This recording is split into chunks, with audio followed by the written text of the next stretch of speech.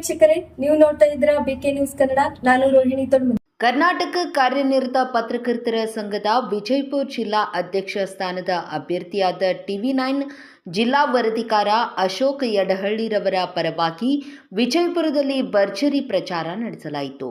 ಈ ಸಂದರ್ಭದಲ್ಲಿ ವಿಜಯವಾಣಿ ಗ್ರಾಮೀಣ ವರದಿಗಾರ ಪ್ರಭು ಕುಮಟಗಿ ಮಾತನಾಡಿ, ಪತ್ರಕರ್ತ ಅಶೋಕ್ ಯಡಹಳ್ಳಿರವರು ಅಧ್ಯಕ್ಷ ಸ್ಥಾನಕ್ಕೆ ಸೂಕ್ತ ವ್ಯಕ್ತಿಯಾಗಿದ್ದು ಎಲ್ಲರೂ ಅವರನ್ನು ಬೆಂಬಲಿಸಬೇಕೆಂದು ಪತ್ರಕರ್ತರಲ್ಲಿ ಮನವಿ ಮಾಡಿಕೊಂಡರು.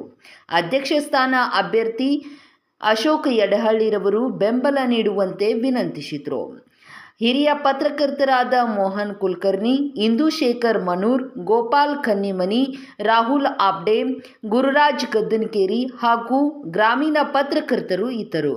ನಗರಾದ್ಯಂತ ಕರಪತ್ರದೊಂದಿಗೆ ಪ್ರಚಾರ ಕೈಗೊಳ್ಳಲಾಯಿತು. ನಾಳೆ ಅಶೋಕ್ ಯಡಹಳ್ಳಿ ರವರ ಪರ ಗ್ರಾಮೀಣ ಭಾಗದಲ್ಲಿ ಪ್ರಚಾರ ನಡೆಯಲಿದೆ.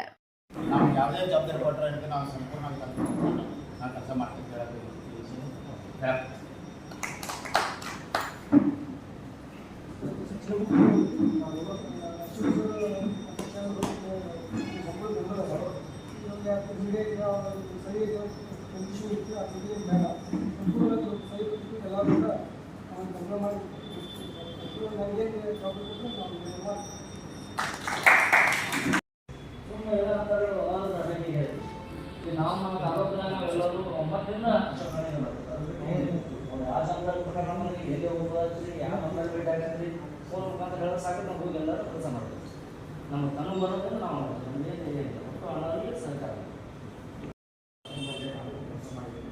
ಹೀಗಾಗಿ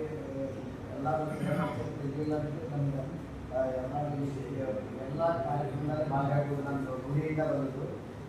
ಅದರಿಂದ ನಮ್ಗೆ ಏನು ಹೋಗ್ಬೇಕು ನನ್ನ ಕೆಲಸ ನನ್ನ ಸಂಪೂರ್ಣವಾಗಿ ಮಾತನಾಡಿಯಾಗಿ ಏನು ಚರ್ಚೆನ ನನ್ನ ಚರಿತಿ ಓದಿಕೆ ದುಡಿಕೆಡ ಎಲ್ಲ ಪತ್ರಕರ್ತರು ನಾನು ಇಂಥ ನನ್ನ ವೈಯಕ್ತಿಕ ಯಾರಂತೆ ಒಂದಿಬ್ಬರ ಜೊತೆ ಇದ್ದರೂ ಕೂಡ ನಾನು ಹೋಸರ ರೀತಿಯಾಗಿ ಎಲೆಕ್ಷನ್ ಮಾಡಿಲ್ಲ.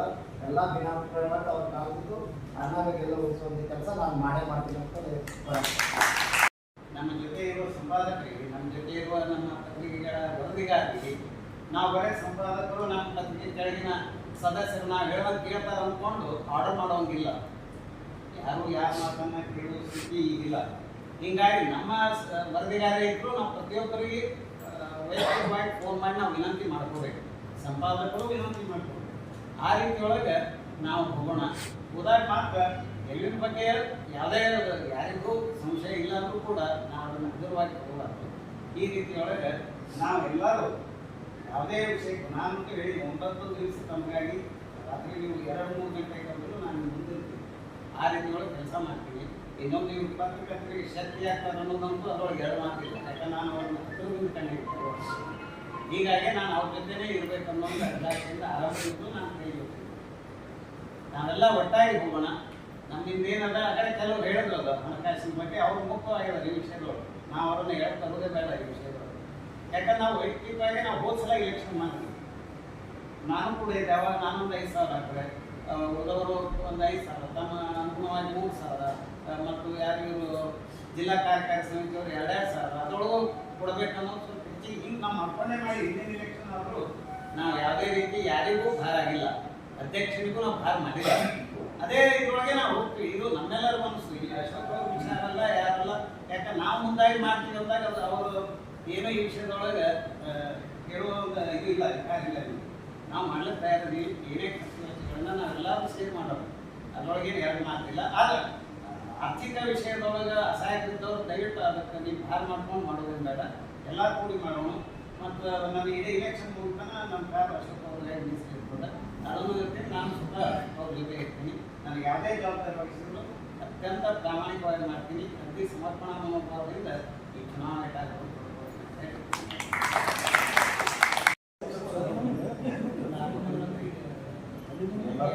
ನಾವು ಈಗಾಗಲೇ ಎಲ್ಲನೂ ಚೆನ್ನಾಗಿ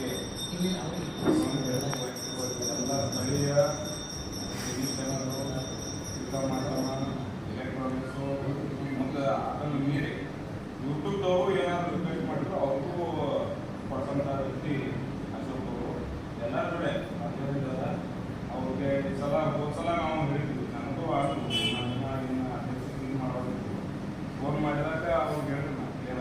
ಇನ್ನೊಂದು ಯಾರು ಇದು ಮಾಡ್ತಿಲ್ಲ ಅಶೋಕ್ ಅವ್ರು ಮಾಡ್ತಿಲ್ಲ ಅವ್ರದೇ ಎಲೆಕ್ಷನ್ ಮಾಡಬೇಕು ತುಂಬಿದ್ರು ತುಂಬ್ರಿ ಬಟ್ ನಾನು ನಿಮ್ಮ ಕೂಡ ಇಲ್ಲ ಕ್ಲಿಯರ್ ಆಗಿಲ್ಲ ಅವರು ನನ್ನ ಮಾತಿಗೆ ಇದು ಮಾಡಿ ತುಂಬಲಿಲ್ಲ ನೇರವಾಗಿ ಇವತ್ತು ನಮ್ಗೆ ಗೊತ್ತಾಗಲಿಲ್ಲ ಇವತ್ತು ಅಂತ ಹೇಳಿ ಅವ್ರು ರಿಕ್ವೆಸ್ಟ್ ಮಾಡ್ತಿದ್ವಿ ಮಾಡೀವಿ ಆದರೆ ಟೈಮ್ ನಿಂತು ಆಯ್ತು ಈಗ ಅನಾವಾಗಿ ಎಲೆಕ್ಷನ್ ಬಂದ್ರೆ ಮಾಡೋನು ಏನು ಜವಾಬ್ದಾರಿ ಕೊಡ್ತೀವಿ ಅದು ಪೂರ ನಿಭಾಯಿಸ್ತೀವಿ ಪೂರ ಎಲೆಕ್ಷನ್ ಮಾಡೋ ಆಗುವವರೆಗೂ ಎಲೆಕ್ಷನ್ ಆದ ನಂತರ ನಿರಂತರ ನಿಮ್ಮ ಜೊತೆ